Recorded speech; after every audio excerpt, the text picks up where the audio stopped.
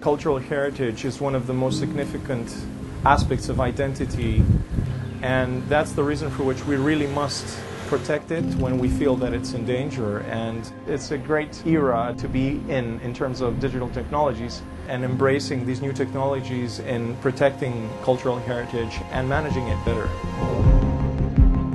We can monitor an archaeological site from space without touching, without destroying the archaeological site. Anything we use is non-destructive. We can uncover different characteristics that we cannot see with the visible eye. We use aerial and UAV sensors for detecting buried archaeological remains.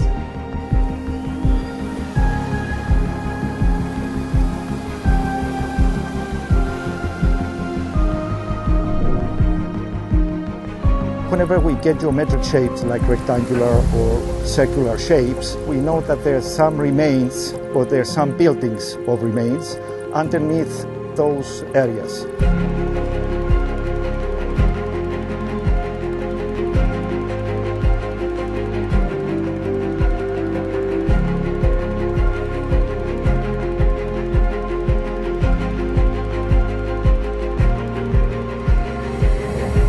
Sometimes we can obtain so clear information by using Earth observation, satellite imagery, aerial imagery, and geophysics, that archaeologists can decide to not excavate this site.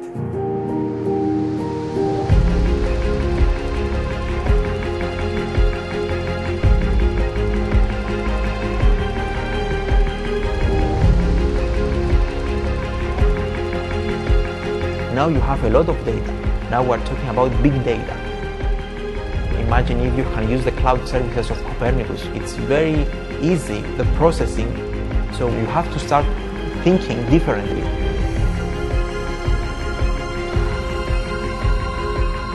Cultural heritage here is alive.